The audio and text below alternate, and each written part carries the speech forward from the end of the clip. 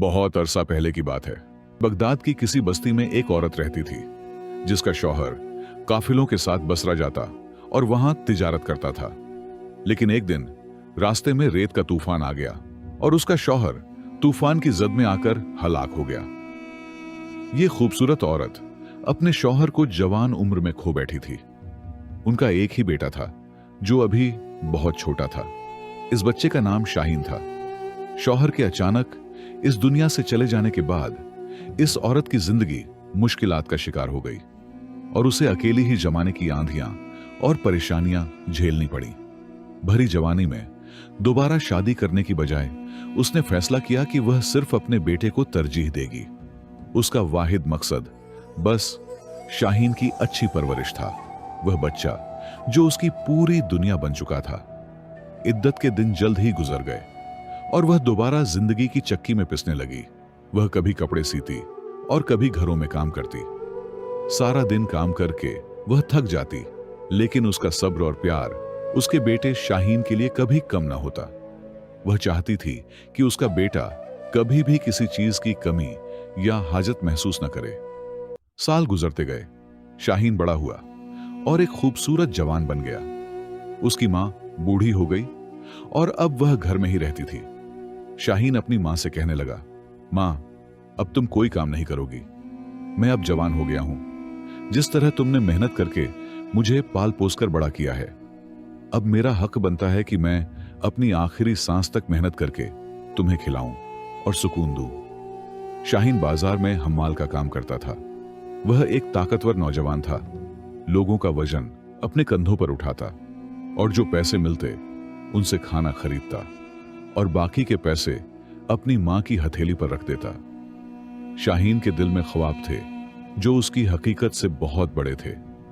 एक दिन बाजार में हम्माल का काम करते हुए उसकी निगाह एक शाहाना घोड़ा गाड़ी पर पड़ी जो बाजार में दाखिल हुई और भीड़ में रुक गई। घोड़ों पर सुनहरी पट्टियां थीं और गाड़ी को फखरिया अंदाज में सजाया गया था।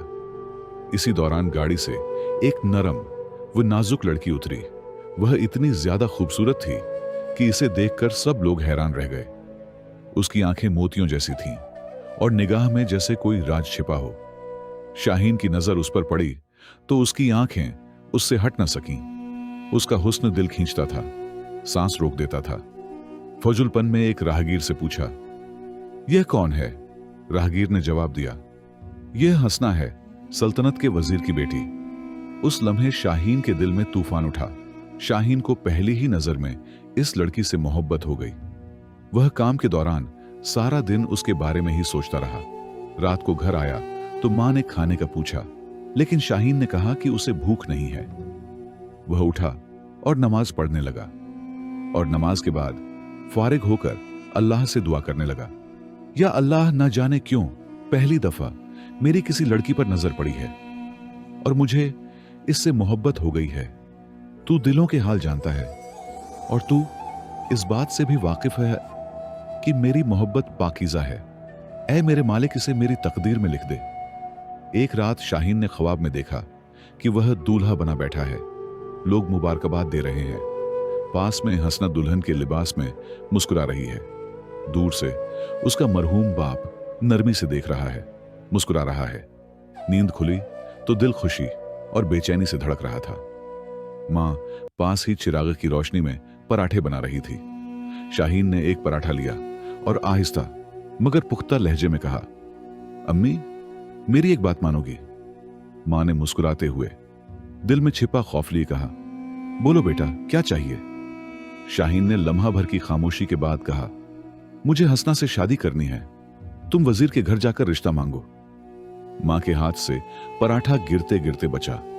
वह हैरान हुई। पागल हो गए हो शाहीन? हम गरीब हैं, हमारे पास कुछ भी नहीं, और तुम वजीर की बेटी का रिश्ता मांग रहे हो? यह तो नामुमकिन है। लेकिन शाहीन ने जिद की, अगर तुम रिश्ता मांगने नहीं जाओगी तो मैं घर ना आऊंगा। मैं इसे चाहता हूं, यह मेरा फैसला है। मां का दिल बेटे के इश्क और अपनी बेबसी के दरमियान फटता रहा। वह रोती समझाती, मगर शाहीन न माना। आखिरकार वह मान गई, दिल में खौफ लिए, लेकिन बेटे की जिद के सामने हार गई। अगली सुबह वह वजीर के महल पहुंची।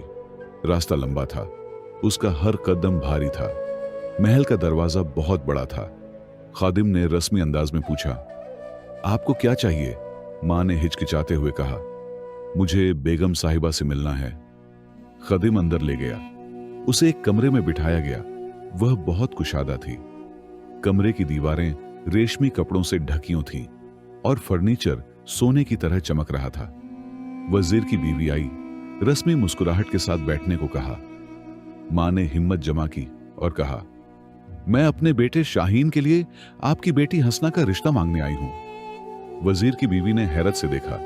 उसकी आंखों में शफकत और तंज का मिला जुला तासुर था। लंबी खामोशी के बाद बोली, क्यों नहीं? फिर अचानक उठी और चली गई। मां इंतजार करती रही, मगर कोई ना आया। आखिर खादिम आया, चंद सिक्कों की थैली दी और कहा, यह बेगम साहिबा की तरफ से सदका है, आइए आपको दरवाजे तक पहुंचा दूं। मां को सदका मिला, रिश्ता नहीं। वजीर की बीवी ने उसकी तौहीन की थी। वह आंसू छिपाते हुए घर लौटी। शाहीन को बताया तो वह और भी जिद पर अड़ गया। दोबारा जाओ, वरना मैं खुद जाऊंगा। दूसरी बार मां फिर गई। इस बार वजीर की बीवी ने कहा, यह काम मेरा नहीं है, तुम्हारा बेटा खुद आए और वजीर से बात करे। मां वापस आई, शाहीन को बताया। शाहीन बोला, ठीक है, कल मैं खुद जाऊंगा। अगली सुबह शाहीन घर से निकला। वह सादा कपड़ों में मलबूस था, लेकिन दिल में इत्मीनान था। वह इत्मीनान के साथ वजीर के दरबार में दाखिल हुआ। वजीर ने पूछा, तुम कौन हो? तुम्हारा बाप कौन था? शाहीन ने बताया, मैं गरीब हम्माल हूं। बाप काफिलों के साथ दूसरे शहरों में तिजारत करने जाता था और एक दिन तूफान में उसकी मौत हो गई। वजीर कहने लगा, अच्छा, तो तुम बहुत बहादुर लगते हो, क्योंकि तुम बाप के बगैर पले बड़े हो। लेकिन मैंने अपनी बेटी से शादी की एक शर्त तय कर रखी है। शाहीन ने शर्त पूछी तो वजीर कहने लगा, तुम्हें एक ऐसी कहानी सुनानी है जो आज तक कोई नहीं सुना सका। तुम मुझे एक कहानी सुनाओ, एक अखरोट बेचने वाले की, जो रोजाना अपने गाल पर तमाचा मारता है। तुम्हें इसे खुद तलाश करना है और इससे उसकी कहानी लेकर आनी है। अगर तुम उसकी कहानी ले आए तो मैं अल्लाह के सामने वादा करता हूं कि तुम्हारी शादी अपनी बेटी से कर दूंगा। शाहीन हैरान हो गया। वह इस अखरोट बेचने वाले को कहां तलाश करे? वह कहां रहता है, उसकी बस्ती के बारे में भी इल्म नहीं था। खैर, शाहीन ने वजीर की शर्त मान ली और वादा लेकर निकला। शाहीन सीधा घर आया और मां को वजीर की शर्त के बारे में बताया। मां परेशान हो गई और कहने लगी, बेटा, यह क्या पागलपन है? ऐसी कहानी कहां से लाओगे? शाहीन बोला, मैं ढूंढ लाऊंगा, चाहे मुझे सारी दुनिया घूमनी पड़े। शाहीन बाजार की तरफ निकल पड़ा। उसे बाजार में जो कोई अक्लमंद बुजुर्ग मिलता, वह उस कहानी के बारे में पूछता, लेकिन वह सब कहानी के बारे में लाइल्मी का इजहार करते। कोई न जानता था कि यह कहानी कहां की है। फिर मस्जिद के इमाम से मिला। इमाम ने कहा, बेटा, यह कहानी मिस्र या इराक की है और यह एक पहेली है जो तुम्हें बहुत मुश्किल से मिलेगी। तुम वहां जाकर देखो। बेटा घर आया और मां से इसका जिक्र किया। मां ने पड़ोसन से कर्ज लिया, सूखे मेवे, रोटी और कपड़े बांधकर एक थैले में रखे और बेटे को दुआएं देकर रुखसत किया। शाहीन सफर पर निकल पड़ा। वह तपते सहारा में पैदल सफर करता रहा और महीनों सफर करने के बाद मिस्र पहुंचा। शहर शहर, गांव गांव पूछता रहा, लेकिन यहां भी इस पहेली के बारे में कोई नहीं जानता था। फिर आखिरकार एक बूढ़े ने कहा, बेटा, यह आदमी बसरा में रहता है। शाहीन फिर किसी काफिले के साथ शामिल हो गया और ऊंटों पर सफर करते हुए बसरा पहुंचा और थकन के साथ वह बसरा के बाजार में दाखिल हुआ। कुछ आगे चलकर उसने देखा कि एक दुकानदार अखरोट बेच रहा है। हर खरीदार से पैसे लेते ही अपने गाल पर तमाचा मारता है। यह देखकर शाहीन हैरान रह गया कि यह आदमी वाकई वही है जो वजीर ने बताया था। शाहीन को उसकी यह कहानी सुननी थी कि वह ऐसा क्यों करता है। शाहीन ने सोचा कि शायद यह आदमी उसे अपनी कहानी बता देगा। शाहीन उसके करीब गया और कहने लगा, ऐ अखरोट फरोश, तुम अपने गाल पर तमाचा क्यों मारते हो? अपनी कहानी तो सुनाओ। दुकानदार मुस्कुराया और बोला, पहले मुझे उस लोहार की कहानी लाकर सुनाओ जो एक ज़रब लगाता है और दुकान के अंदर चला जाता है। शाहीन हैरान रह गया। ये कैसी कहानी है जो पहेली की सूरत इख्तियार कर चुकी है? मैं सफर ही कर रहा हूं और ये अखरोट फरोश अपनी कहानी सुनाने की बजाय उल्टा एक और कहानी पूछ रहा है। खैर, शाहीन के पास कोई और चारा नहीं था, इसलिए वह लोहार की तलाश में निकल पड़ा। शाहीन फिर सफर पर निकल पड़ा और दूसरे शहर पहुंचा, जहां उसे एक दुकान पर लोहार नजर आया। और यह वही लोहार था जो एक ज़रब लगाता और दुकान के अंदर चला जाता। शाहीन बोला, तो ये वही लोहार है जिसकी कहानी वह अखरोट फरोश मांग रहा था। शाहीन लोहार के पास गया और बोला, भाई तुम एक ज़रब लगाकर अंदर क्यों चले जाते हो? लोहार बोला, मैं तुम्हें अपनी कहानी तब बताऊंगा जब तुम मुझे पहले याकूत तोड़ने वाले की कहानी लाकर सुनाओगे। शाहीन को गुस्सा आ गया और बोला, यह क्या बकवास है? कोई मुझे अपनी कहानी क्यों नहीं बताता? वह लोहार कहने लगा, यही तो एक शर्त है, जब तक तुम इब्तिदा तक नहीं पहुंचोगे तुम्हें वह चीज नहीं मिलेगी जिसके बदले तुम कहानी तलाश करने आए हो। शाहीन सफर करते हुए बुखारा पहुंचा।